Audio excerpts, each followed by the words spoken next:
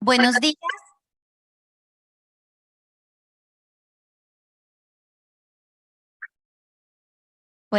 Sí, ahí, ya. Buenos días, hoy es jueves 3 de noviembre, nuestra tercera jornada. Colega, no usar el micrófono de Diana, ¿qué pasó? Porque no le funcionó al inicio y la hora. Ya algo adentro.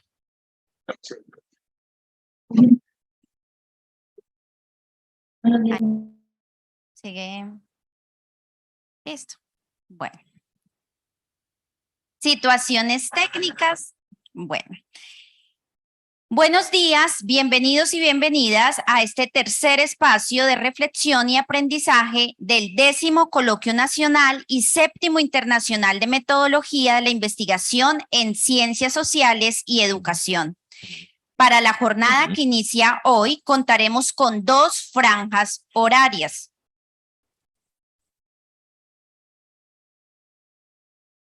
Sonido.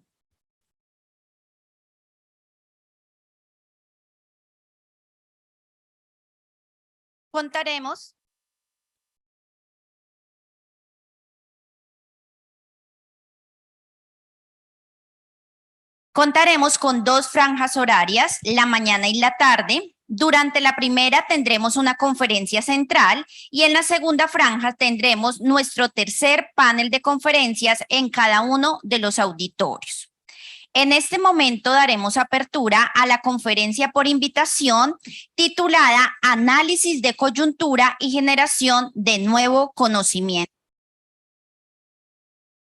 Nos acompañarán en calidad de ponentes el doctor Carlos Gallego Elías y el doctor Leonel de Gunther. En este espacio contaremos además con el doctor Luis Hernando Amador, quien fungirá como moderador.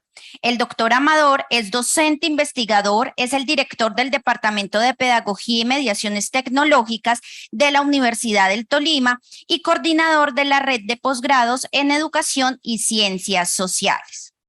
Por su parte, el doctor Carlos Gallegos es profesor titular de carrera UNAM, responsable Nodo México de la Red Latinoamericana de Metodología de las Ciencias Sociales, RedMed. Es profesor en el programa de posgrado y en la licenciatura en la Facultad de Ciencias Políticas y Sociales de la UNAM. Es formador de formadores en investigación, miembro fundador de la RedMed en América Latina, con formación, reflexión y producción en metodología y enseñanza de la metodología. Por su parte, el doctor Leonel de Gunther es profesor, investigador de tiempo completo del Departamento de Bellas Artes de la División de Humanidades y Bellas Artes de la Universidad de Sonora. Es lingüista de profesión y doctor en Ciencias Sociales por la Universidad Autónoma de Sinaloa, UAS, México, y cuenta con reconocimiento de perfil PRODEP. Ha realizado estancias académicas en la Universidad de Manizales y en la CUN Colombia y en el Instituto Internacional para el Pensamiento Complejo, Cátedra Edgar Morán, Argentina. Es coordinador del Nodo Sonora de la Red Latinoamericana de Metodología de las Ciencias Sociales. Es profesor de los programas de licenciatura en Artes y en los posgrados de Humanidades e Innovación Educativa de la Universidad de Sonora, en los cuales dirige tesis de maestría y doctorado. Es líder del cuerpo académico, estudios interdisciplinarios en artes y editor responsable de las revistas Artes, entre paréntesis, autor de libros y artículos publicados en su área de interés. Doctor Luis Hernando Amador, tiene usted la palabra. Aló. Muy buenos días. Muchas gracias. Un placer estar en este recinto de pensamiento y acción y conocimiento, ¿cierto? Y un honor estar aquí a mi derecha con el doctor Carlos Elías y a mi izquierda con el maestro Leonel Gunther, ¿cierto? Hoy vamos a tener pues la voz de estos dos ilustres investigadores de nuestro país hermano México, y que obviamente en este evento del 10º Coloquio Nacional y el 7º Internacional de Metodología en Ciencias Sociales, pues nos desgustan alrededor del asunto de leer el análisis coyuntural como una herramienta en las ciencias sociales y el asunto de la coyuntura y el conocimiento que obviamente pues genera y aplica para este momento histórico del siglo XXI, este momento histórico de la tercera década, este momento histórico de globalización, este momento histórico de mundialización, este momento histórico de desafío, este momento histórico de crisis, este momento histórico de incertidumbre.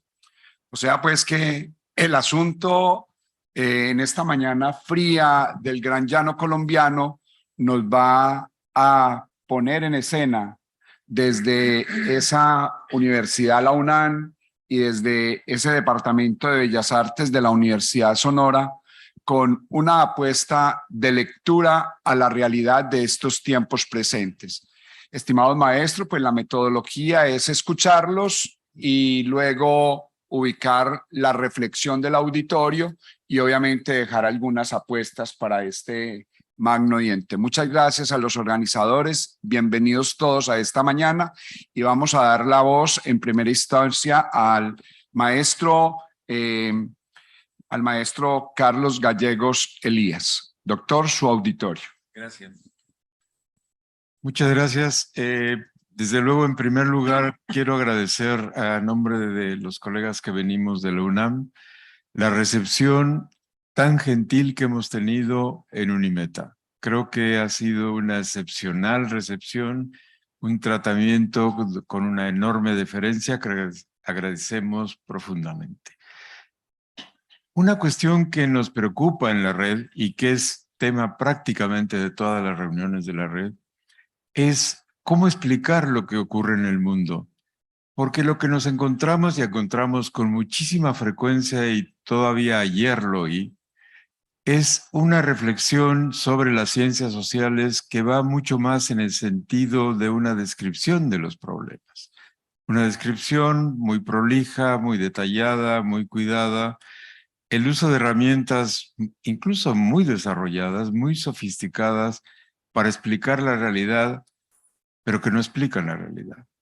Nos cuentan qué es lo que pasa, pero no nos dicen por qué pasa eso que pasa. Y yo creo que ese es el problema central que tenemos como un reto, como una cuestión por resolver en las ciencias sociales. Y me parece que eso obedece a una situación histórica que tiene mucho sentido. La necesidad de explicar un proceso, por ejemplo, la globalización, el proceso que vivimos todos, como un proceso de integración creciente, como un proceso muy positivo por el cual el mundo se dirige a un mundo presidido por una relación de igualdad, por una relación de respeto, por una relación en que todos tenemos un espacio para integrarnos, que es la globalización. Y omiten decirnos, vela una realidad que es que en rigor la globalización, primero, no es un espacio para todos, es el espacio de las empresas transnacionales. Segundo, es una nueva forma de reconocer o de identificar las lógicas de la dominación y de la exclusión. Y tercero, es una manera de, esto es quizá lo más importante, de velar lo que ocurre realmente. Y que es una herramienta que se usa con muchísima frecuencia, que se usa todo el tiempo, que se usa para explicar lo que está pasando.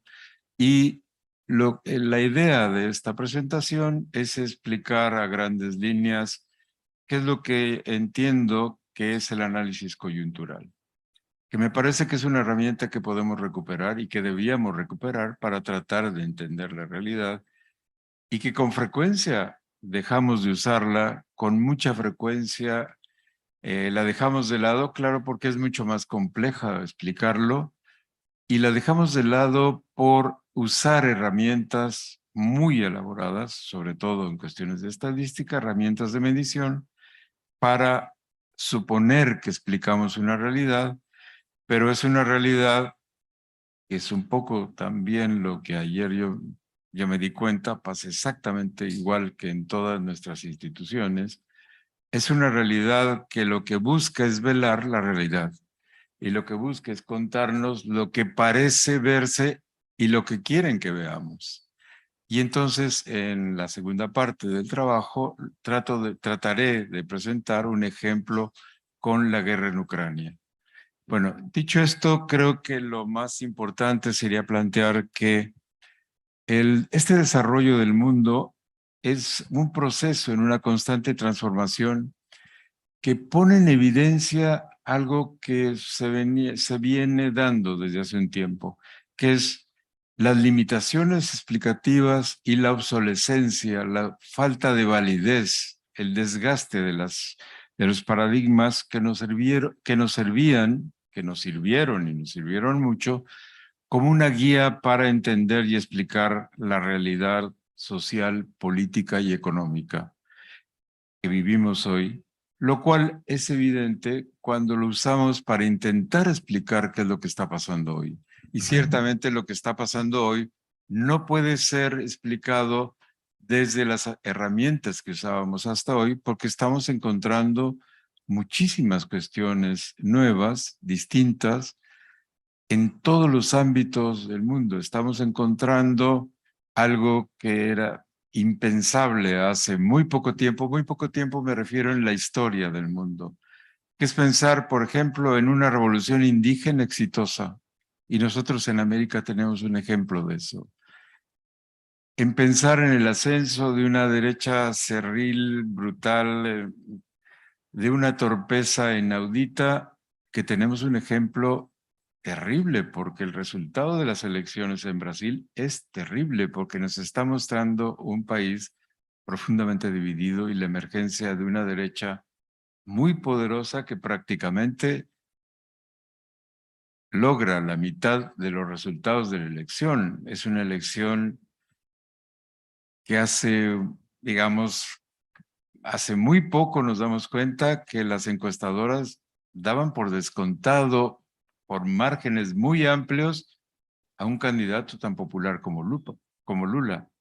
Y no ocurrió. Y entonces, ¿qué es lo que pasó ahí? Evidentemente las encuestadoras y por tanto los investigadores en ciencias sociales y en política se estaban equivocando. Y se estaban equivocando porque están usando herramientas que ya nos sirven para entender qué es lo que está pasando. Estos dos ejemplos me parece que pueden ser útiles.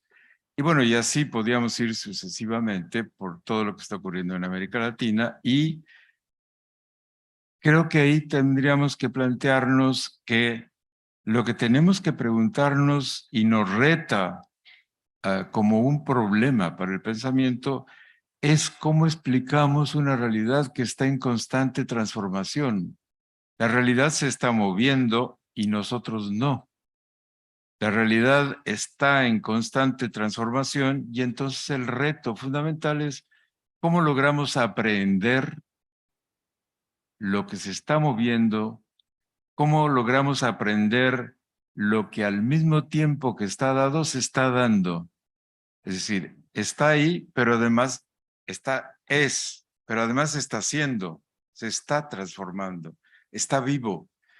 ¿Y cómo damos cuenta de una realidad así? Es decir, porque no es algo que yo puedo poner bajo el microscopio y decir, aquí pasa esto, sino aquí pasa esto, pero además está pasando esto otro, y esto que veo ahora se me está moviendo. ¿Cómo doy cuenta del movimiento? ¿Cómo doy cuenta del tránsito hacia el cambio? Es un proceso que está en constante transformación. Y entonces el problema que se nos presenta es, ¿y qué hacemos? Lo que tenemos que hacer es imaginar nuevos paradigmas de análisis que nos permitan avanzar más allá de tomar nota de qué pasa y nos permitan entonces entender una cuestión de entrada, que es en la vida académica, en la vida cotidiana, es muy difícil admitirlo, que es una cuestión que es clara, generamos una nueva historia de la realidad, pero no estamos haciendo un análisis de la realidad, y mucho menos estamos planteándonos que la reflexión social, la reflexión política, la reflexión económica, necesariamente tiene que pensar en hacia dónde se está moviendo. Y de esto no damos cuenta prácticamente nunca. Por supuesto, porque es más difícil. Entonces, el reto es intentar explicar no solo lo que ocurre, sino por qué ocurre eso que ocurre. Y todavía mucho más difícil, mucho más complejo es qué va a ocurrir.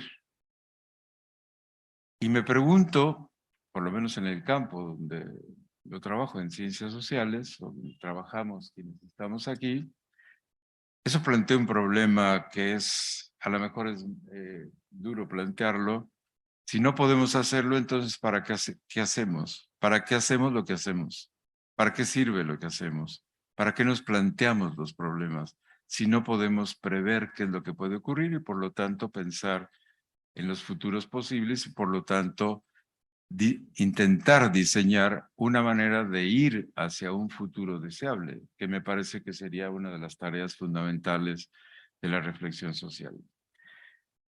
La cuestión es, entonces, plantear la realidad como un proceso en constante redefinición y un proceso en el cual podemos influir, inducir el rumbo a donde queremos ir. Y entonces para eso tenemos que ir más allá de las tensiones y contradicciones que vivimos todos los días y poder identificar las formas del devenir histórico y saber y dónde estamos y por qué está pasando lo que está pasando. Lo más complicado es no es saber dónde estamos, eso lo hacemos bastante bien, la verdad. Incluso ayer yo lo escuché y estaba bastante bien. El problema es que no tenemos idea y por qué ocurre eso. No se habla de eso. Y si no se habla de eso, entonces no se habla del tiempo. Y si no se habla del tiempo, entonces no se habla de la historia. Y si no se habla de la historia, entonces no hay sujeto. Y si no hay sujeto, entonces ¿de qué estamos hablando en ciencias sociales? ¿Estamos hablando de hechos que ocurren sin sujeto? Yo lo dejo como un poco como tarea para reflexionarla colectivamente. Y tenemos entonces que pensar que es un proceso de desestructuraciones y reestructuraciones constantes de los acontecimientos, que ocurren como en espiral, que ocurren de tal manera que nos permite entender que hay herramientas que han funcionado, que han sido probadas, pero cuya complejidad en el uso hace que se dejen de lado, porque claro, es mucho más fácil de escribir que intentar explicar la racionalidad de lo que ocurre y mucho más todavía intentar explicar y a dónde vamos, sobre todo a dónde vamos y con qué rumbo vamos. Y entonces a mí me parece que había que pensar que un análisis de esta naturaleza, el análisis coyuntural, tendría que plantearse ¿cuál es la historia del objeto? ¿Cuál es la historia del problema que yo quiero usar, que yo quiero entender, que yo quiero trabajar, cuya explicación yo tengo que dar, cuyo devenir yo tengo que entender? Hay que preguntarnos cuál es la historia, cuál es el campo problemático y desde luego cuál es el problema. Y a partir de ahí, ir a las preguntas básicas de primer año de metodología. Que es qué, dónde, cuándo, quién, quiénes, cómo, para qué y por qué. Todo esto tiene traducciones epistemológicas, por supuesto, y podemos hablar de objeto, objetivo, etcétera, de todo esto. Pero me parece que si lo planteamos con las preguntas de los niños, es mucho más fácil porque son preguntas que nos hemos hecho siempre. Y entender una cuestión que creo que es fundamental. Las respuestas a estas preguntas, las preguntas infantiles que muy pronto nos prohibieron hacer, cuando nos daban un manazo porque nos decía, niño, déjame en paz, luego te atiendo. Pero, ¿qué es esto? Espérame, no me estés molestando ya. Pero eso le pasa en la casa y le pasa en la escuela. Y en el momento en que al niño le das un manazo y que para que no siga contestando un zape, como decimos nosotros, para que no siga preguntando, en ese momento estás arruinando una cuestión que es fundamental, que el niño aprenda a dudar, que el niño aprenda a cuestionar y que no se crea nada de lo que le está contando su madre y su padre. Y lo que le están contando los maestros, y que obliga a los maestros a preguntarse, ¿cómo respondo al niño? Porque el niño tiene nuevas preguntas, todo el tiempo está enfrentado a cuestiones nuevas, y nosotros estamos dejando de lado esa herramienta que es fundamental, y tenemos que volver ahí, me parece. Entonces, las respuestas a estas cuestiones me parece que podían plantear una cuestión que en términos teóricos sería desagregar lo contingente, la primera cuestión, desagregar lo que es accidental, lo que ocurre en el tiempo corto y entenderlo como un instante que sigue y que surge como resultado de otro instante, pero que sigue a otro instante.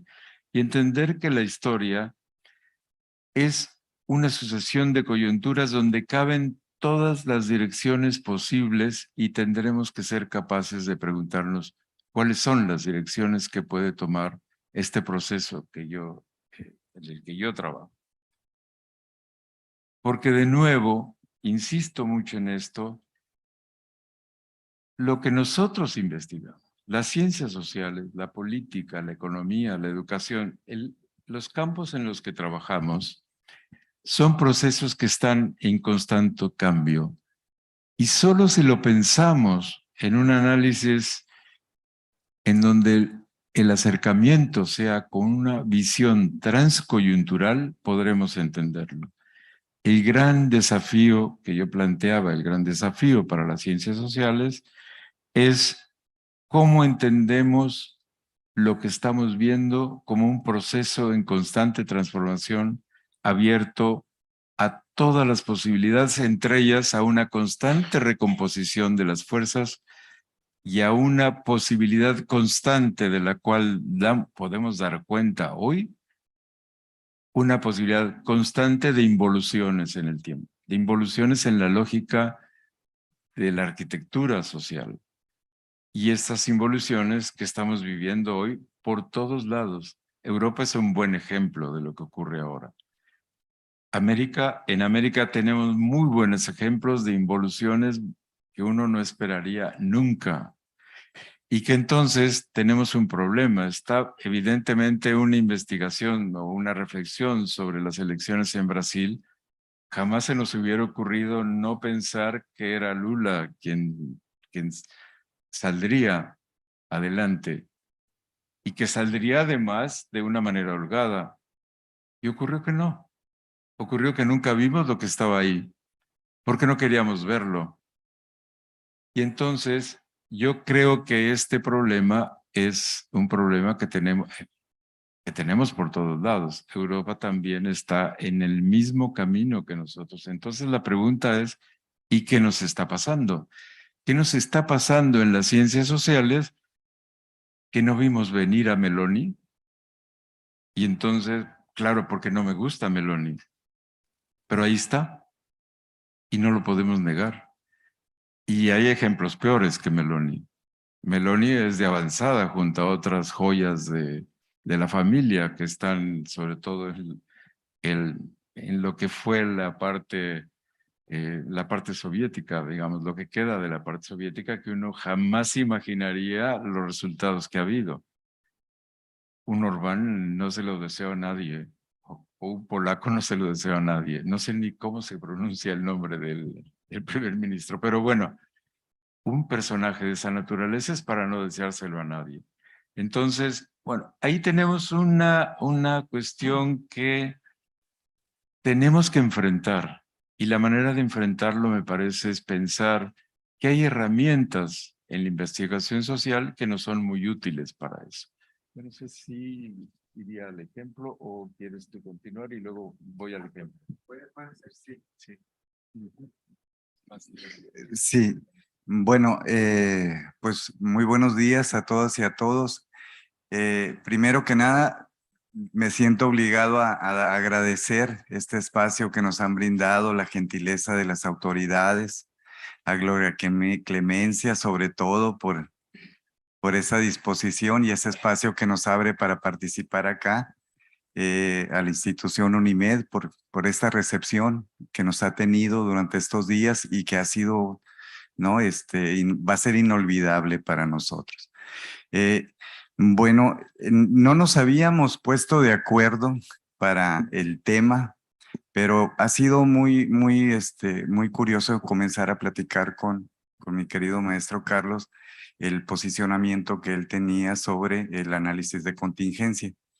Porque en la revisión que yo empiezo a hacer acerca del análisis de contingencia, observo una serie de aspectos que empiezan a ser omitidos en los estudios subsiguientes del análisis de coyuntura. Y él lo ha establecido ahorita, digamos, de una manera muy puntual, que tiene una relación con el asunto del tiempo. En esta revisión, para mí ha sido como muy importante colocarme desde un espacio de las preguntas. También lo ha hecho referencia y es un recordatorio a la pedagogía de la pregunta de Paulo Freire. Ayer Omar hizo casi una relación con eso, o sea, estamos más entrenados en el asunto de las respuestas que en la elaboración de preguntas. La pregunta que subyace atrás del análisis de coyuntura con este asunto que nos está platicando el maestro, tiene que ver con, primero que nada, con una pregunta enorme. ¿Cómo se conoce lo que cambia? Y en ese sentido, lo que pone a temblar es el conjunto de escalas que tenemos para dar cuenta de un objeto en proceso de transformación con un sujeto que está en proceso de transformación en un mundo que se está transformando. Desde esa lógica, o sea, la pregunta, ¿cómo se conoce lo que cambia?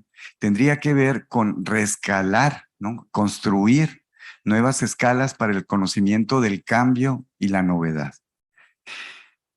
Si eso lo enlazamos, por ejemplo, en que hay una asunción más o menos establecida acerca de que el futuro de la humanidad depende de la capacidad de anticipación que tengamos, eso nos coloca en un problema de resolución de los actuales problemas, pero más allá de su descripción, sino de su problematización. Convertir los asuntos, ¿sí? Los asuntos de conocimiento no solo en asuntos de la propia disciplina, sino también convertirlos en asuntos de la vida, en asuntos, si lo quieren, entre comillas, del mercado. Y eso tiene que ver con la pertinencia del conocimiento. Entonces, en este sentido, mi posicionamiento con respecto al asunto del análisis de contingencia tiene que ver con una pregunta, bueno, con varias preguntas. Una de ellas tiene que ver preguntarnos por qué hacemos lo que hacemos. ¿Qué está detrás de todo este ejercicio de investigación que estamos elaborando para la resolución de esta pregunta? Si no nos hacemos estas preguntas, estamos casi condenados, ¿no?, a sumirnos en una depresión capaz de erradicar a la especie, ¿sí?, antes que lo logre cualquier catástrofe natural. Es decir, o sea, una catástrofe creada por nosotros mismos. Esas mismas preguntas también nos recuerdan a otros autores, por ejemplo, a Semmelman, cuando se preguntaba en aquellas conversaciones didácticas, ¿para qué queremos saber? ¿Sí? ¿Y qué queremos saber? También eso mismo nos va llevando a otro conjunto de preguntas, pues, ¿no? A otro conjunto de preguntas que tienen que ver, digamos, con una distinción básica, y aquí entra un enlace que yo quiero hacer con respecto a los estudios de coyuntura y los de anticipación. La pregunta que está en los estudios de coyuntura tiene que ver cómo llegamos a la formación de un fenómeno en movimiento y cómo construimos su explicación. Y la pregunta de la anticipación tiene que ver qué ocurre antes que se desencadene un posible resultado. Cuando uno estudia lo referente, por ejemplo, a cuál ha sido el procedimiento para llevar a cabo los estudios de coyuntura, uno encuentra que, digamos, en el eco gramsciano por allá, uno encuentra que el asunto del porvenir, el asunto del devenir, es algo central. También lo encuentra en los trabajos de De la Garza y Toledo, que son trabajos que están reflexionando sobre el asunto del porvenir en los procesos de investigación. Están tratando de conocer cómo se conocen los fenómenos sociales que están en constante cambio. Luego, el maestro Gallegos también nos informa por ahí de un texto inédito de Semmelmann, donde también reflexiona sobre este asunto del conocimiento, del porvenir, de la potencia de la realidad que se está transformando. Sin embargo, cuando uno ve así con cierto detalle ese tipo de estudios, lo que uno encuentra es que pareciera que olvidaron el asunto del devenir porque están colocados del presente hacia adelante, que podría ser considerada como una consecuencia, digamos, natural del estudio de coyuntura. Pero si uno se coloca e invierte la pregunta y la plantea desde esta perspectiva, dice, la configuración de los seres humanos está orientada del futuro hacia el presente. Es decir, los seres humanos nos constituimos desde el futuro y desde esa lógica es el futuro quien está transformando las cuestiones del presente. Los estudios de la anticipación lo que señalan, y en este caso es Nadine, es un computólogo, es un filósofo, es ingeniero mecánico, ¿no? Tiene una serie por ahí de atributos que nos permiten pensar desde otras lógicas. Lo que él señala es que dice, todo sistema anticipatorio depende menos de las condiciones iniciales, o si quieren de su pasado, que del futuro. Y el sentido de la anticipación significa que la proyección de los sujetos sobre el futuro posible está construyendo esa trayectoria. ¿Qué es lo que ocurre con los diferentes eventos entre el pasado, el presente y el futuro? Si nos construimos desde la lógica del futuro, desde el presente, lo que estamos haciendo es una retroacción o retroalimentación de cada uno de esos eventos que nos están llevando hacia adelante. El análisis de coyuntura, pensado desde esta lógica, podría darnos posibilidades para pensar así el futuro posible, pero eso implicaría, por ejemplo, la introducción de otros elementos dentro del propio análisis en los actores. Digamos que esta noción que va a parecer central, que es el asunto de la contradicción, o las tensiones, o las lecturas que pueden surgir, ya sea desde el poder, ya sea desde los posicionamientos subalternos, asumir cómo es que ese grupo humano construye ese futuro posible y a partir de ahí el asunto de la acción, conectarlo, podría ser una de las alternativas que nos dieran digamos, otro tipo de resultados para la transformación. Conocer lo que cambia sería en alguna medida anticiparnos al conjunto de posibilidades que ofrece ese futuro.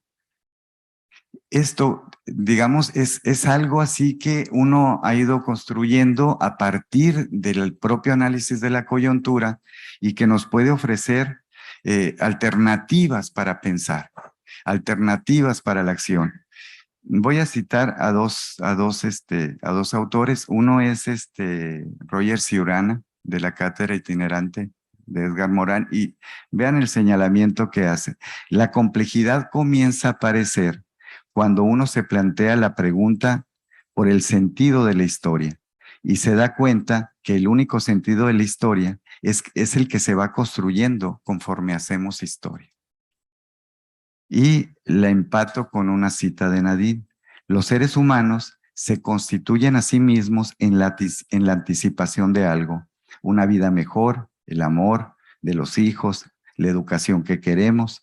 El futuro tiene una repercusión en el presente y por lo tanto en la historia. El futuro impulsa el presente, afirmaciones que hoy se relacionan con las revoluciones, las instituciones y el poder. Bueno, si quieres. Gracias.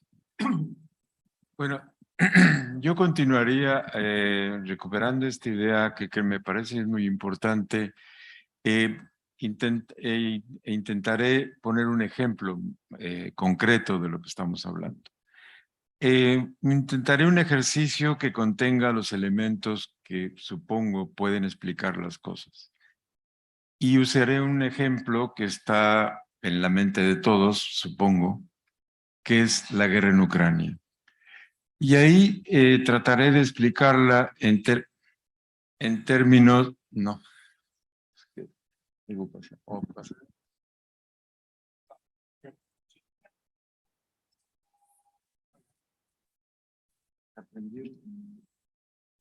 ¿Aló? Sí, algo bueno.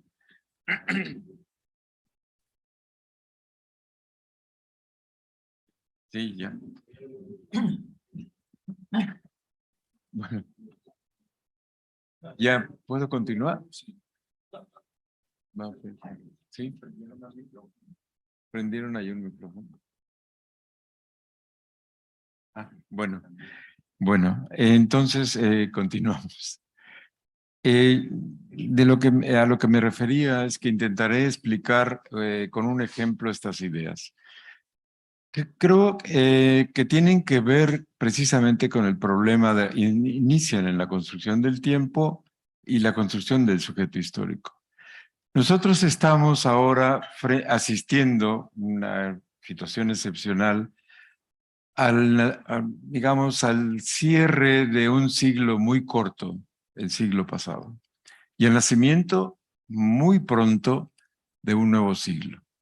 El siglo XXI me parece que nació con la implosión de la Unión Soviética, que marcó un orden nuevo en el mundo, un orden que reacomodó todo en el tiempo y que da origen a una cuestión que está ya señalada, lo citó Leonel, ya señalada hace mucho tiempo, que es, no acaba de emerger lo nuevo y tampoco acaba de morir lo viejo. Y entonces tenemos ahí una circunstancia que es la ocupación del territorio ucraniano por parte de Rusia.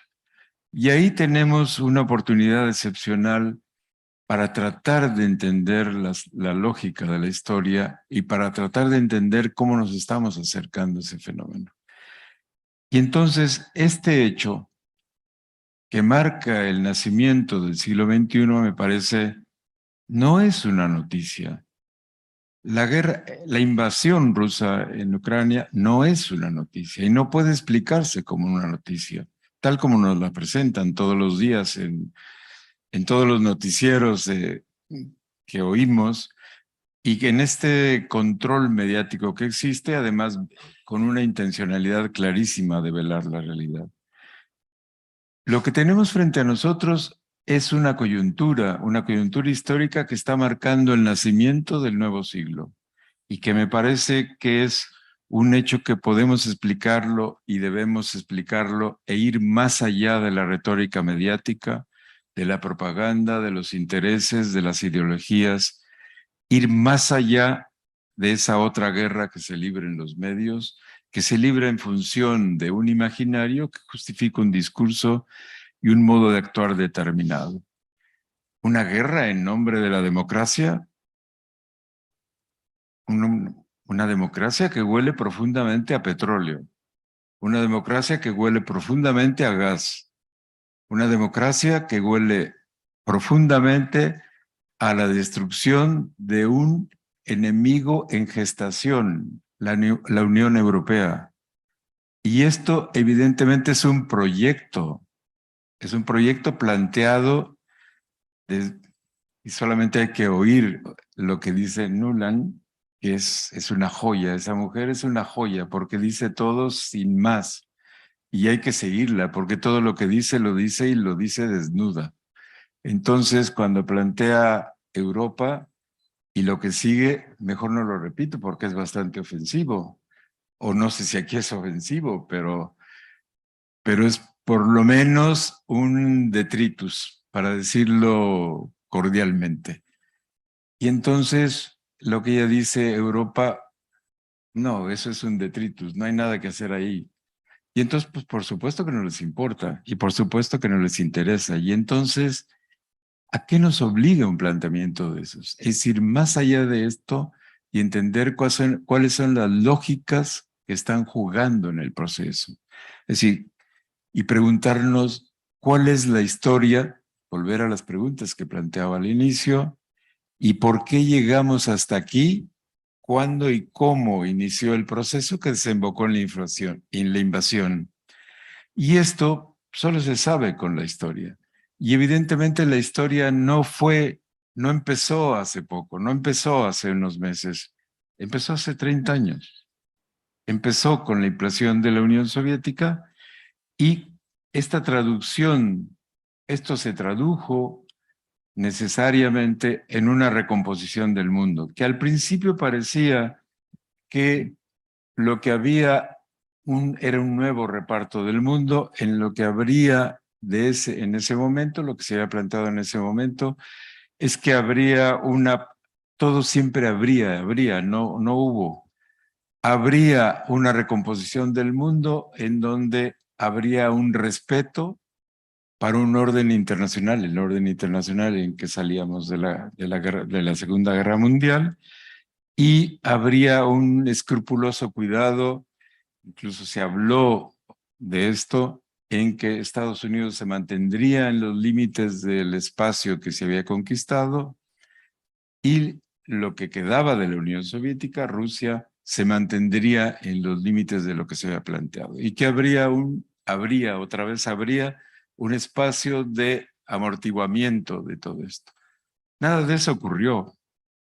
Yo creo que ahí Gorbachov fue bastante ingenuo y creyó en la palabra. Baker lo refiere muy bien, creyó en la palabra de lo que se había discutido entonces. Evidentemente no se cumplió.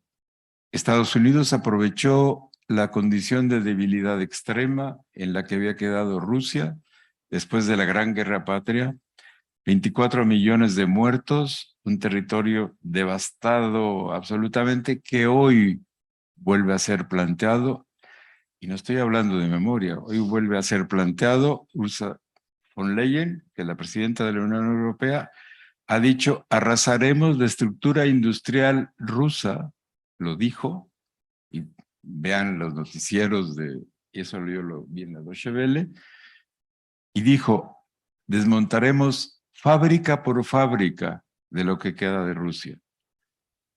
Ese es un lenguaje inédito, un lenguaje insólito, donde se supone que digamos, que es Europa ilustrada hablando de lo mismo.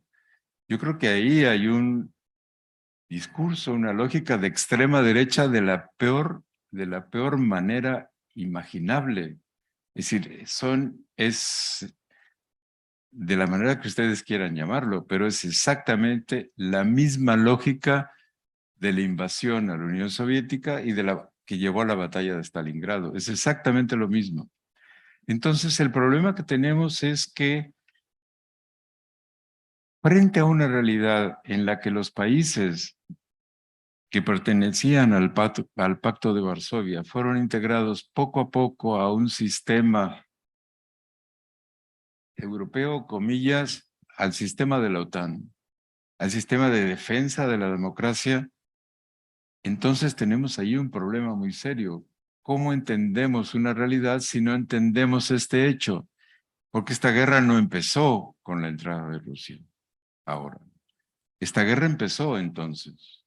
Y lo que tenemos que tener presente es que cualquier análisis de este tipo tendría que pensarse en la historia y los protagonistas de esa historia y cómo fue que ocurrió todo este proceso.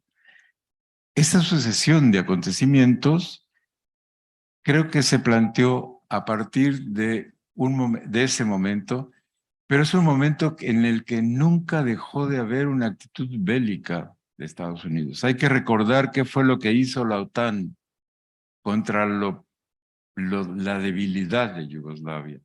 Pero no solo era Yugoslavia, era también para sacar de la escena al movimiento de los países, perdón, perdón, al movimiento de los países no alineados, sacarlos de la escena y deshacer la última posibilidad de un desarrollo distinto al que se había impuesto desde el poder central, desde el imperio que había salido vencedor y prácticamente acreedor de todo el mundo.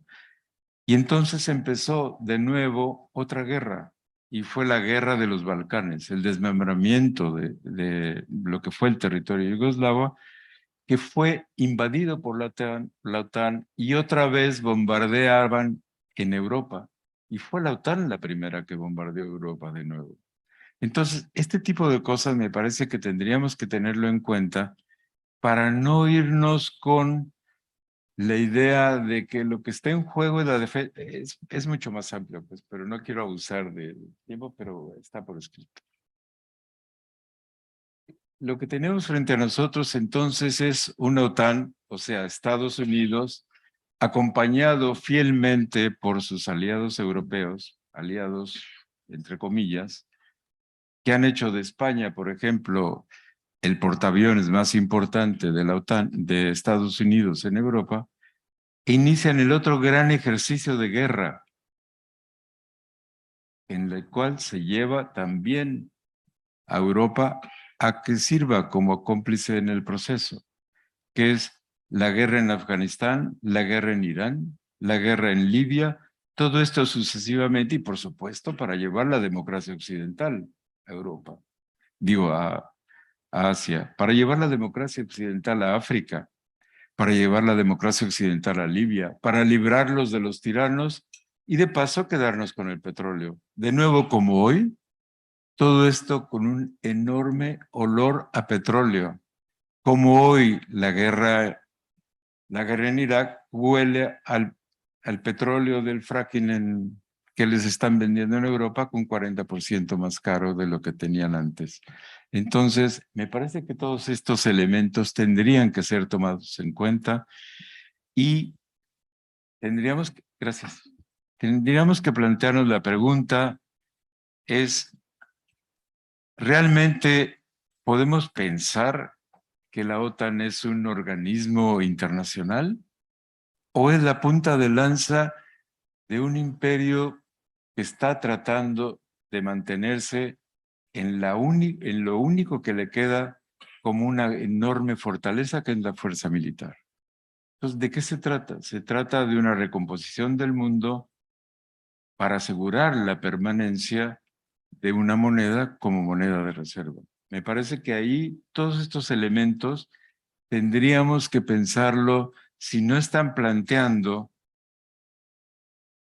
un mundo donde nos tendremos que convertir todos, como hablan de México, en el patio trasero de la gran potencia militar. Y estas cuestiones tendrían que entrar también en un análisis que nos permita reflexionar cuál es el momento que estamos viviendo. Desde luego esto está desarrollado, me parece, de manera más amplia, está desarrollado por escrito, pero no quiero abusar del tiempo de... Sí, elegimos así como la idea para esta presentación de conversar un poco los temas e irlos entrelazando. Igual, o sea, si el análisis de coyuntura exige, ¿no?, una reflexión profunda acerca de una demarcación espacio-temporal, de un tiempo que se está moviendo con diferentes actores que participan, con diferentes lecturas que se establecen, también uno tendría que, en esa medida de ese tejido conjunto que significa complejidad, o sea, modificar preguntas. Por ejemplo, en el ámbito educativo, uno podría pensar en el asunto de lo curricular. Y el asunto de lo curricular uno podría decir de manera muy simple que es la prescripción, ¿no?, de lo que debe ser enseñado y aprendido en las escuelas. Podría establecer diferentes dimensiones de análisis, sean las dimensiones, digamos, del documento formal. Este es el currículum, ¿no? Pero también la dimensión de las propias prácticas que se ocurren en el salón, o incluso esas dimensiones, ayer lo denominaron de otra manera, pero que se puede entender como el currículum oculto. Pero si yo cambio la perspectiva y empiezo a pensar el currículum como políticas de invención del porvenir, en el sentido de que los alumnos ingresan en un momento determinado de la historia y transitan y van a salir 5 años después, pues lo que estamos haciendo en un diseño curricular, pues es una especie de anticipación, si uno quiere pensarlo así, acerca de los procesos, ¿no?, de formación. Pensar el análisis de coyuntura dentro del análisis curricular, o sea, nos puede ayudar a ver esos procesos, pero también creo yo en lo personal que pudiéramos empezar o comenzar a pensar en procesos de anticipación. Y esto tiene que ver con el tiempo. Si nos metemos o viramos un tanto a las empresas, tienen muchos años construyendo escenarios, tienen muchos años haciendo prospectiva. Cualquiera de las empresas, llámese Apple, la que ustedes gusten, tienen muchos años construyendo escenarios. Los escenarios no únicamente son, y aquí pueden revisar todo el ejercicio que hace Van Noten acerca de los escenarios, no únicamente son de orden cuantitativo, también hay escenarios que se construyen como epistémicos, les denomina él. Y es un poco la noción de que son, digamos, desde ciertos marcos de pensamiento que producen ciertos marcos de pensamiento. Sí, entonces pensar en la educación desde esas posibilidades, o sea, no solo desde esta lógica instrumental que bien nos describe el maestro Carlos, y tratar de hacer anticipaciones de futuro. Creo que es un ejercicio que pudiéramos hacer, pero no solo en investigación de lo curricular. Yo creo que necesitamos pensar, la pertinencia de la investigación desde una lógica que implique lo humano, la academia, y lo digo entre comillas, y el mercado. Yo en lo personal pienso que el análisis de coyuntura puede ser una herramienta de utilidad, pero también pienso que habría que adicionar esta noción del tiempo que se ha quedado ahí diluida, aunque autores como Semel, el propio maestro Carlos, han hecho estos esfuerzos por articular esa otra dimensión anticipatoria de los eventos que implica la acción.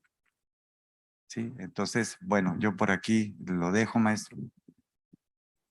Muy bien, muchas gracias al doctor Carlos y al doctor Leonel con estos elementos del análisis de la coyuntura y esa coyuntura y el conocimiento, donde se convierten en herramientas para la investigación, pero también en comprensiones que generan tensiones y desafíos para entender esta realidad.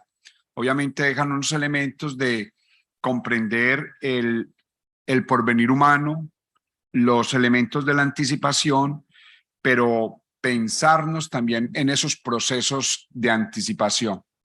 En este sentido, quiero ubicar la palabra en el auditorio para situar algunas reflexiones, algunos elementos de disyunción o complementariedad a la intervención de los dos maestros que acaban de hacer la intervención. Si es pues que tenemos el micrófono abierto para esta acción. Señorita.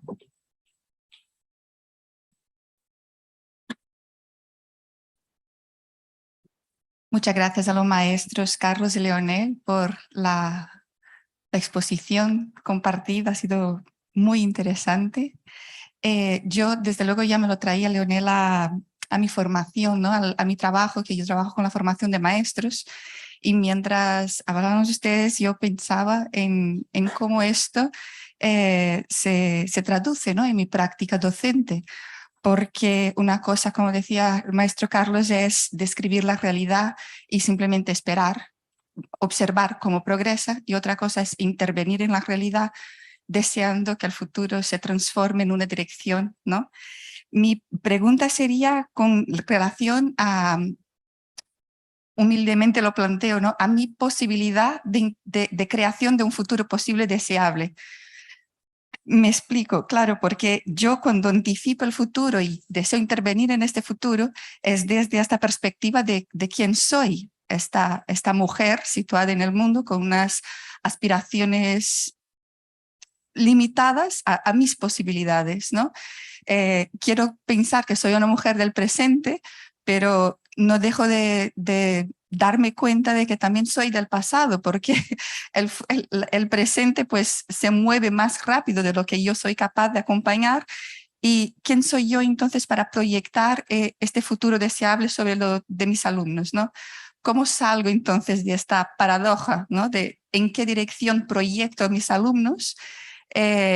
O si observo simplemente la realidad y permito que la coyuntura, ¿no? se traduzca en una realidad que posiblemente será la deseable o no.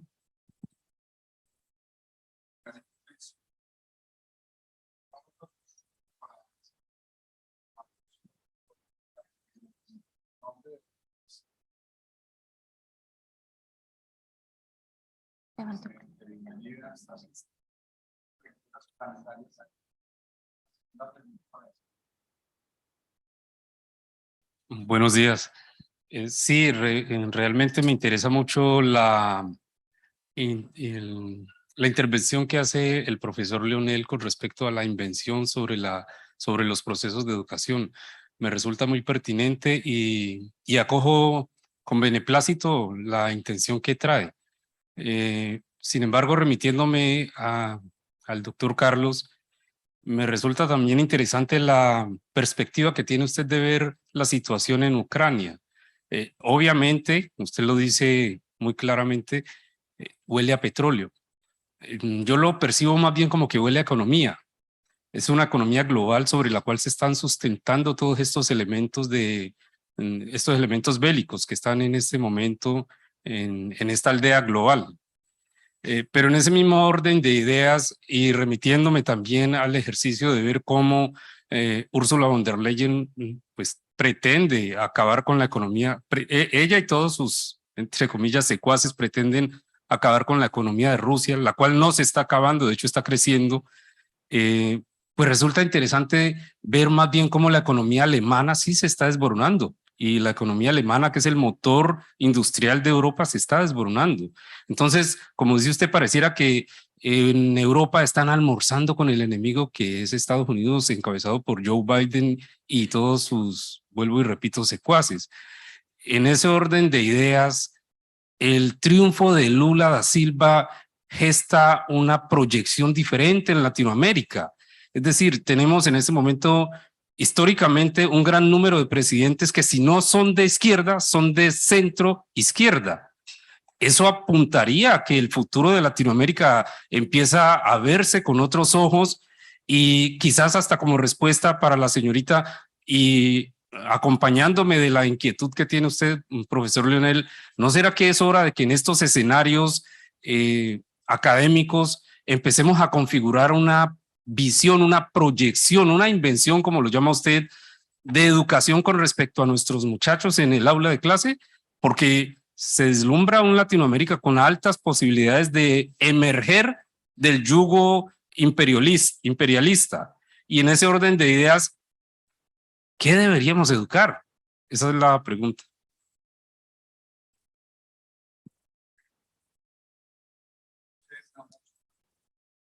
Los colegas, la palabra para hacerla. Hay una tercera, si quieren, con mucho gusto, profesor.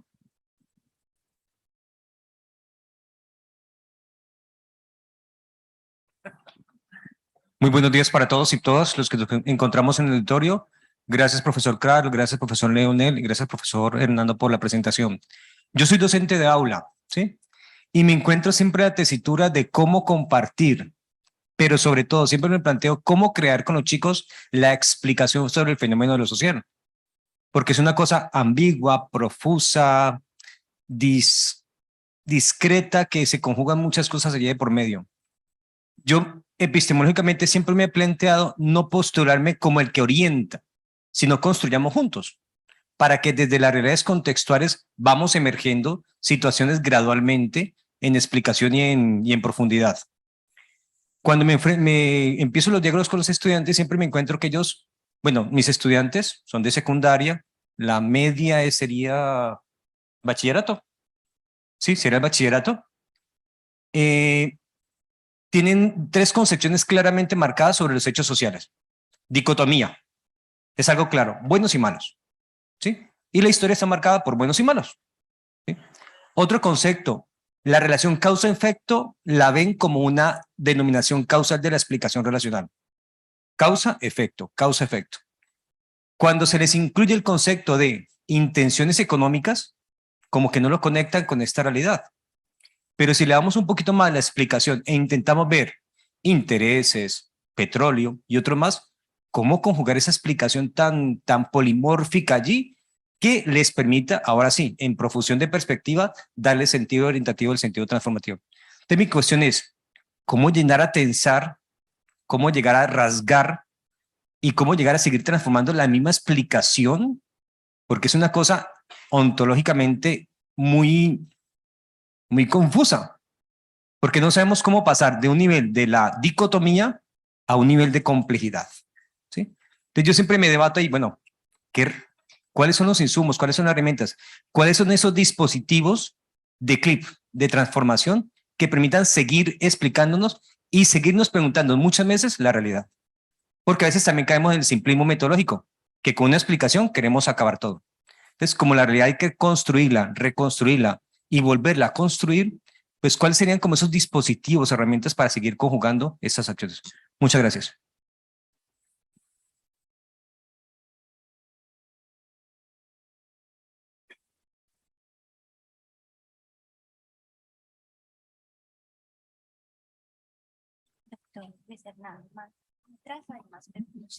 Bueno, vamos ahorita al segundo paso de nuevas provocaciones, porque creo que preguntas para dar respuesta en el escenario no están. Creo que es abrir el horizonte de la comprensión a la realidad del tiempo presente en ese proceso que nos ha planteado el maestro Carlos Gallego de análisis coyuntural como herramienta de investigación y el doctor Leonel, la coyuntura y el conocimiento de la coyuntura para poder leer estas realidades. Entonces, pues, ¿a quién le cedo el micrófono? Bueno, muy bien. Bueno, vamos a tratar de responder poco a poco el asunto porque sí está muy complicado, pero primero podemos dar un salto en el vacío, ¿no? Decir lo que manifiestas es el sujeto que está en crisis. Y cuando digo dar un salto en el vacío es que siempre estamos en crisis, ¿no? Creo que esa es una de las cosas. Pero cuando planteas la reflexión del sujeto o sea, que se está abriendo hacia el futuro, aquí voy a decir una cosa que después me van a acusar, pero es un planteo kantiano. Es un planteo kantiano. O sea, yo estoy aquí porque vengo desde un lugar que me proyecta hacia el futuro. Ese planteamiento tiene que ver, o sea, digamos, con los constructivismos. Yo en lo personal soy constructivista, ¿no? Pero también uno explora otras posibilidades. Lo voy a plantear así o sea, para tratar de descentrar desde dónde pensamos lo que pensamos.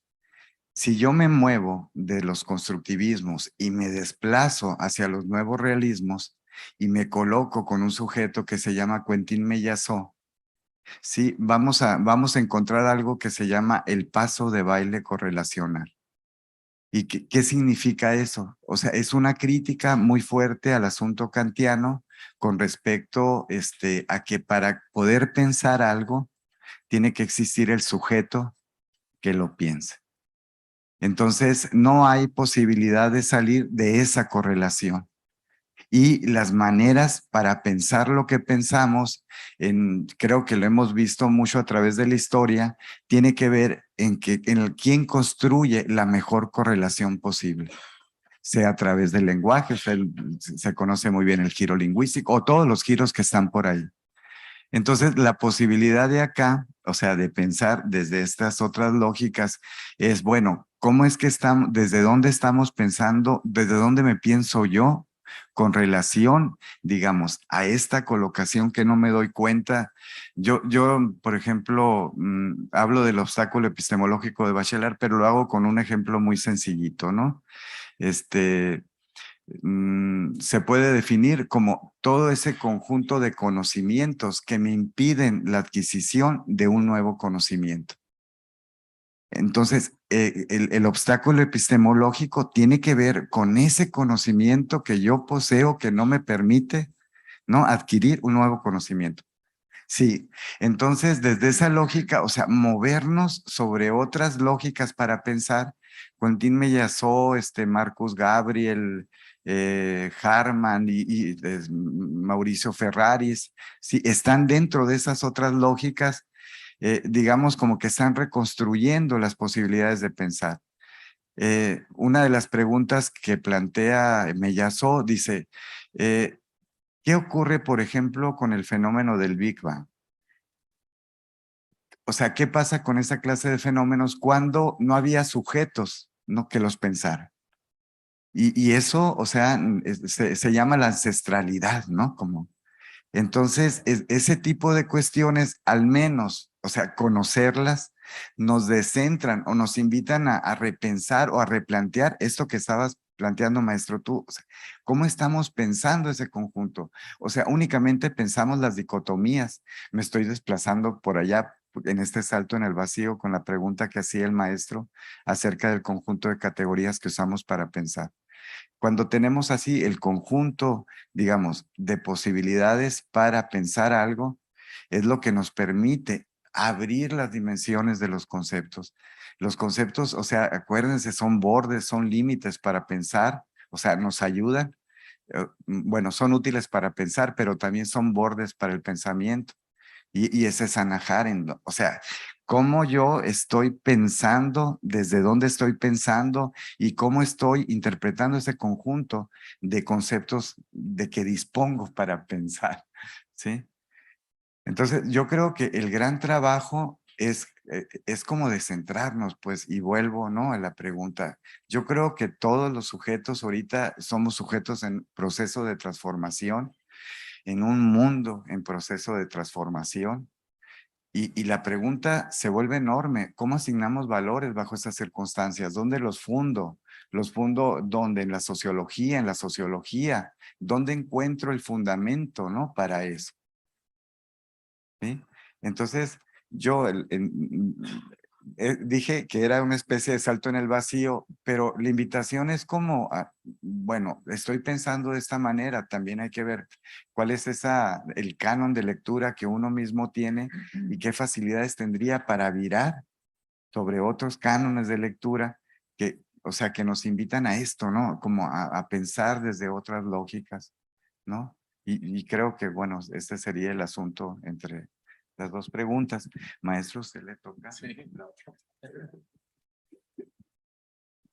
Bueno, una cuestión que me pareció muy interesante, muy importante lo que planteaba. Y creo que ahí hay una respuesta que es fundamental. Es cómo logro yo como maestra en el aula, frente al alumno, en los límites del aula y en los límites que imponen los programas rígidos, que supongo que por todos lados es la misma historia, que es cómo logro que el niño adquiera la voluntad de conocer, recupere la voluntad de conocer, el interés de conocer, la capacidad de preguntarse. Me parece que es ahí donde está la clave, en esto que recordaba Leonel de la pedagogía de la pregunta. Es decir, abrir el espacio y respetar y restaurar en el niño la necesidad de la duda, la necesidad de construirse una respuesta y que siempre siga preguntando. En el niño y en los jóvenes, ¿no?, que sigue, porque tenemos que recordar que están sometidos a un bombardeo inmisericorde de un planteamiento de buenos y malos, y donde además de lo que se trata es de que no piensen nada, simplemente de que reaccionen frente a imágenes. Entonces, aún en los límites del aula, y muy conscientes de que prácticamente es una batalla perdida, pero bueno, algunos se salvarán. Pocos, muy pocos se van a salvar, pero se salvarán. Y esa es nuestra esperanza, esos que se salvan y los que piensan y que siguen pensando en el aula. Y bueno, regresar a la lengua de las mariposas, regresar ahí, regresar a ese punto y regresar a Machado, ya que estamos hablando de ese momento y hablando de la enseñanza en España o en Cataluña, que finalmente es lo mismo, pero regresar a Machado y pensar en eso, en la lengua de las mariposas y recuperar ese lenguaje, para que el niño aprenda a ver lo que hacen las mariposas y a explicar lo que hacen las mariposas y a preguntarse eso. Yo creo que es por ahí y es la única posibilidad, que yo sé que es una batalla enormemente difícil y en una gran medida perdida, porque lo que tenemos encima es una maquinaria de propaganda, de publicidad, digamos, una maquinaria de construcción de un mercado que busca abarcar todo. Entonces, me parece que solo es por ahí. Y respecto a lo que planteaba el colega acerca de, quisiera ser tan optimista como es el colega, y yo me temo que no. Me temo que la situación es muy difícil, que Lula la tiene muy difícil porque tiene en contra, prácticamente en contra del Congreso, es decir, va a ser dificilísimo avanzar. Como Fernández la tiene en contra, como Boric la tiene completamente en contra. ¿Perdón? Y bueno, el otro ejemplo es Colombia, y donde prácticamente su opción para ganar está muda y seguramente está entretenida en algo que, digamos, el gran recurso, el gran valor que supuso Francia está mudo. Está muda. ¿Por qué? ¿Cuál es la lógica? Y uno tendría que preguntarse, evidentemente, la lógica es la de los intereses. Y los intereses que siguen siendo muy poderosos en Chile, en Colombia, en América Latina. En México es otro ejemplo, era el último ejemplo que yo quería poner, donde se ha puesto en marcha una reforma educativa, la de la 4T, que se supone que iba a replantearse todo el sistema educativo nacional. Y lo que tenemos en realidad es una 4T que lo que tiene es una presentación muy exitosa de propaganda unipersonal, absolutamente extraordinaria. Eso sí que es un fenómeno mediático. Es un fenómeno de control del pensamiento absolutamente excepcional. Un hombre que a estas alturas mantiene una aprobación de 60% y donde nadie se da cuenta que está haciendo exactamente lo mismo que los demás, que no hay ningún cambio profundo y que ese modelo neoliberal del que él habla todos los días es el modelo que está aplicando y es el modelo que opera en educación, es el modelo que está funcionando y que sigue siendo el paraíso de las transnacionales, y donde BBVA acaba de anunciar que sus ganancias aumentaron 57% en el último año respecto de todos los años anteriores. Entonces, modelo moderno, la 4T, una nueva transformación del país. Yo no creo, yo creo que la historia va a ser muy dura con este modelo. Pero bueno, es un apunte que tiene que ver con... Grandes provocaciones y anticipaciones, estimados maestros, porque son análisis coyunturales para no solo describir, explicar, sino interpretar y plantear otras opciones. Esta segunda ronda de preguntas, entonces, vamos a escucharla. Decía que hay una persona por allí. Gracias.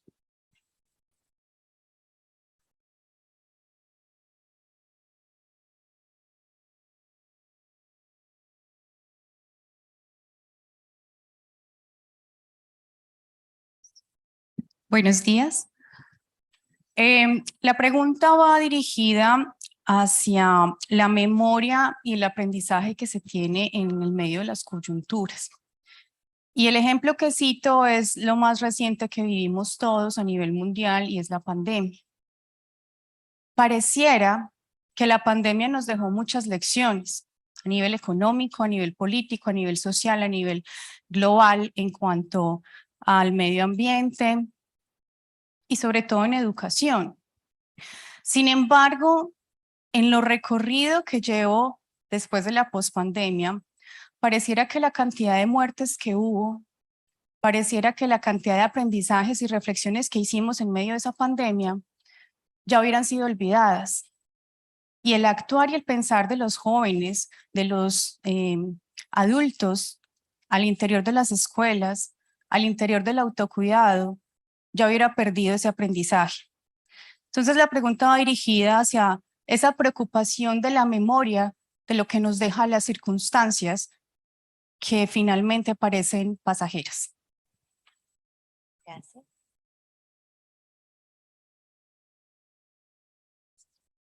Muchas gracias. Solamente una intervención para hacer honor al nombre de coloquio, por conversar, simplemente.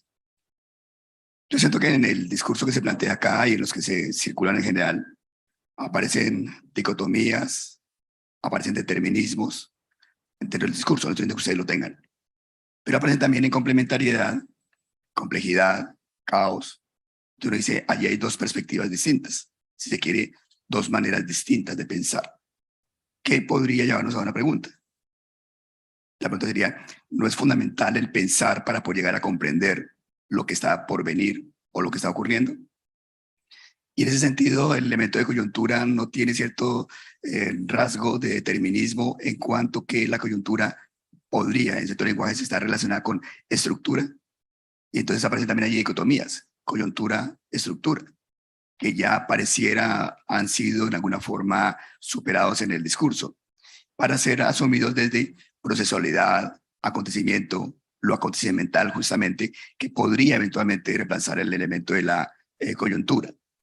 Y que implica algo que ya planteaba el profesor Uriel, es cómo podemos movernos con el movimiento. Y al movernos con el movimiento, entender entonces la complejidad del mundo, que ya Luhmann planteaba, estaba una complejidad indefinida del mundo frente a la complejidad definida en la teoría. Pero allí en esa tensión está nuestro pensamiento. Y nuestro pensamiento pareciera que no es de complejidad. Entonces, ocurre como en la banda del gimnasio, que si no nos caminamos con ese movimiento nos caemos. Y aquí pareciera entonces que nos estuviéramos cayendo porque no tenemos un pensar que nos permita reconocer el caos, la crisis, la complejidad de la procesualidad. Por eso me cuesta trabajo, pero es mi problema de pensamiento, el poder llegar a anticipar el futuro. Porque pareciera que estamos jugando como al adivino, anticipar.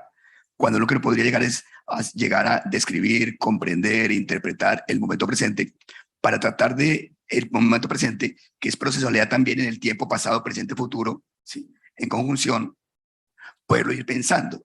Pero ese anticipar me suena extraño en mi perspectiva, seguramente todavía muy añeja para los tiempos presentes. Creo que se trataría también entonces de cómo vamos nosotros conociendo el conocimiento y por esa vía pensando el pensamiento, para que pensando el pensamiento podamos llegar a conocer el conocimiento de una perspectiva y una novedad diferente. Entonces, repito, segunda pregunta que dejaría ahí es, no hay una cierta dualidad al hablar de coyuntura, puesto que implicaría necesariamente estructura, y no sería más adecuado hablar de acontecimiento.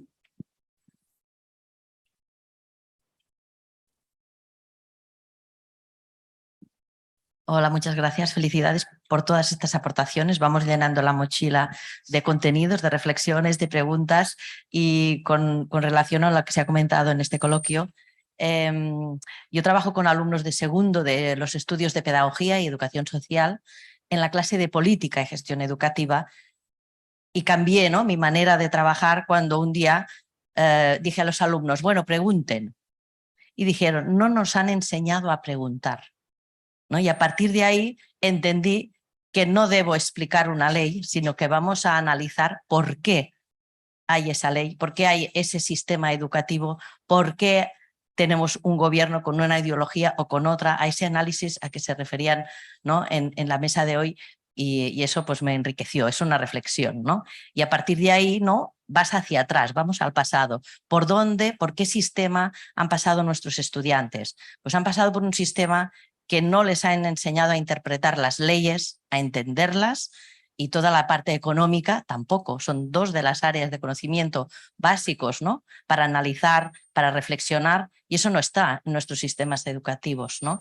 Y de ahí se generan más preguntas. ¿Por qué los sistemas educativos no hacen que seamos o que nos ayuden, ¿no? A aprender a esas reflexiones?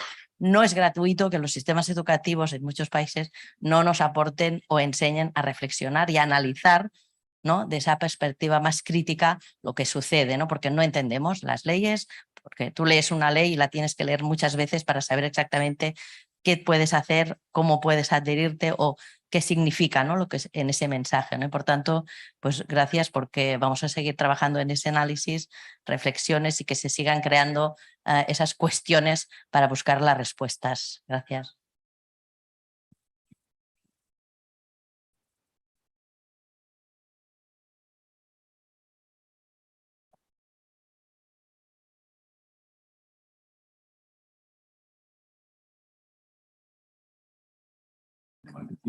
Buenos días. Muy bueno el comentario que hacen los eminentes maestros acerca de la importancia de las ciencias sociales. Uno de los problemas que yo veo más grandes a nivel Colombia, hablemos de nuestro país, a nivel institucional, es que no se le da predominio al desarrollo de las ciencias sociales como tal. El Ministerio de Educación elabora textos, elabora formatos, elabora temáticas que obligan a los docentes a ser impartidas a sus estudiantes en las aulas. No se le da la posibilidad al docente de explorar, de crear, de formular sus propias conclusiones, sus propios trabajos, y coartan la mentalidad tanto del maestro como la creatividad del estudiante. Y eso hace que el estudiante pierda el interés en el estudio de las ciencias sociales, que debería ser una materia esencial desde los niveles básicos de educación primaria, ¿no? Y pues la meta nuestra es propongamos una solución a este gran problema. ¿Qué se puede hacer desde las aulas para que a nivel institucional y a nivel de los ministerios de educación, porque considero que no solamente es en Colombia, me imagino que es a nivel Latinoamérica, donde se implantan desde los ministerios de educación los textos, los formatos, las temáticas que los docentes deben transmitir a sus estudiantes. Entonces, les dejo como ese interrogante. ¿Qué podemos empezar a hacer desde las aulas como educadores, como docentes? Gracias.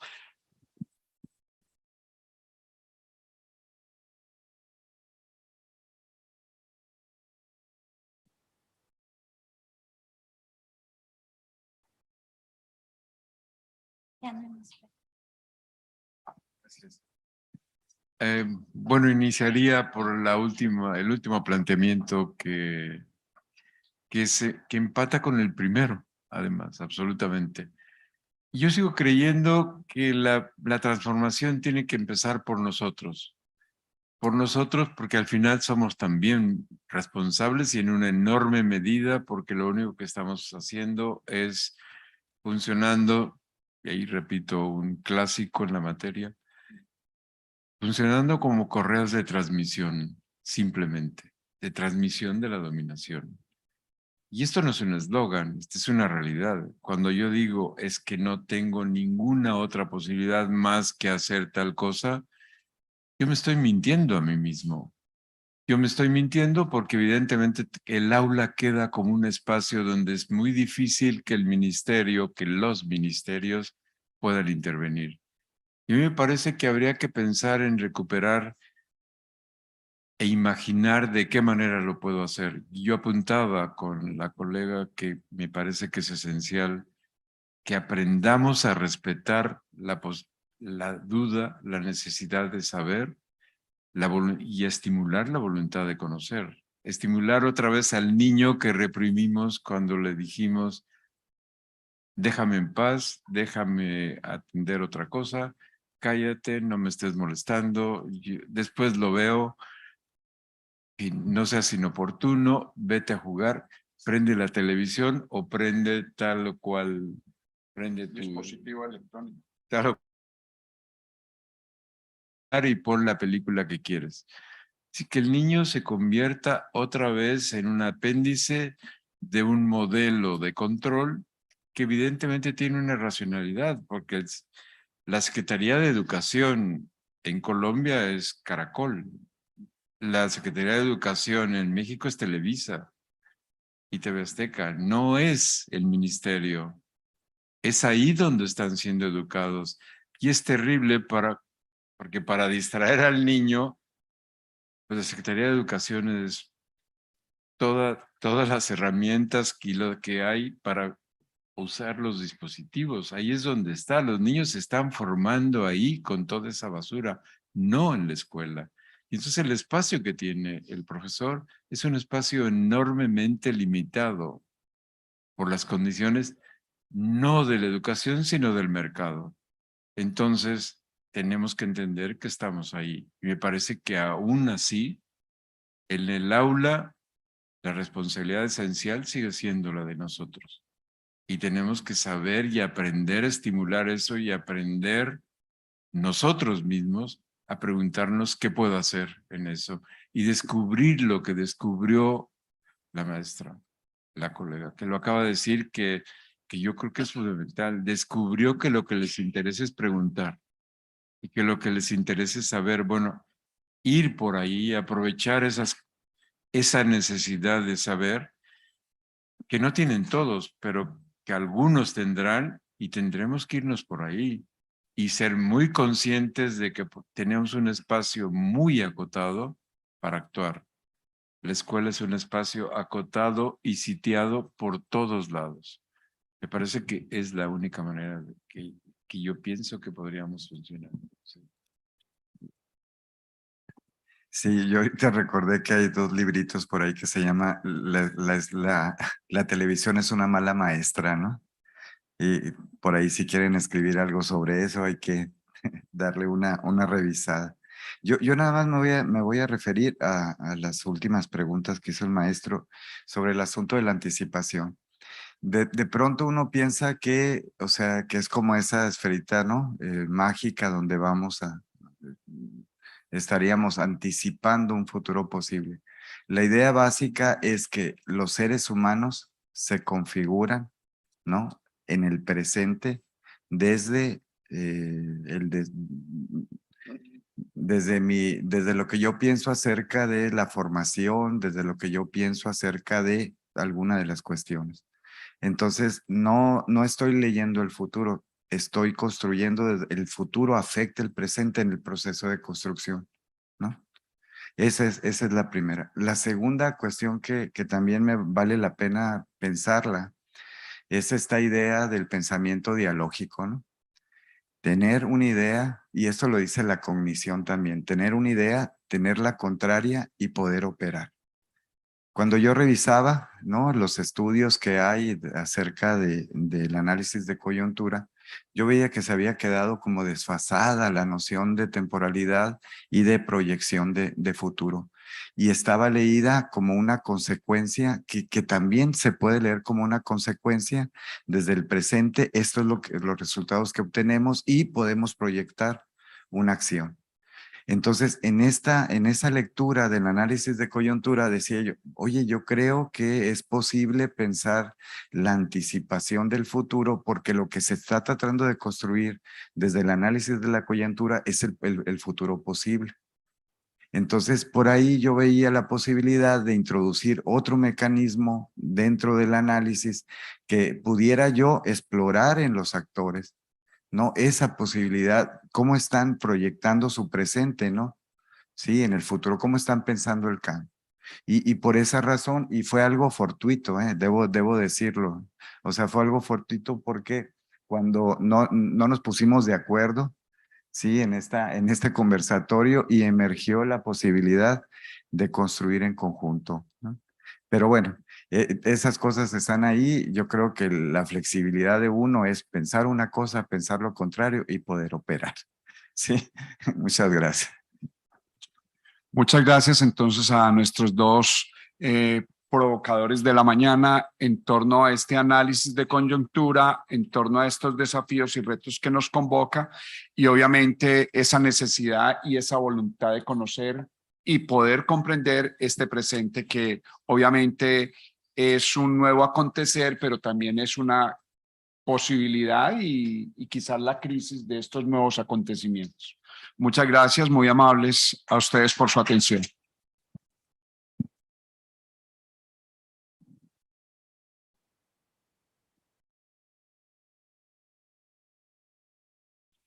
Bueno, agradecemos los aportes del doctor Carlos y el doctor Leonel, al igual que al doctor Luis Hernando Amador por la moderación y también a la audiencia por la participación, las preguntas y comentarios. Ahora los invitamos a 3 espacios de conferencia. Va a estar ubicado en el auditorio Carlos Javier Sabogal en el edificio Marachuare. El panel 4 va a estar en el auditorio Julio Flores 1 y Julio Flores 2. Mientras que en la tarde serán de otra manera. El panel 2 estará aquí y en el 1 y en el auditorio Carlos Javier el 1. Nos reuniremos nuevamente todos a partir de las 5 de la tarde con la segunda conferencia por invitación titulada Sistemas de STIC y Comunicación del Conocimiento en este auditorio.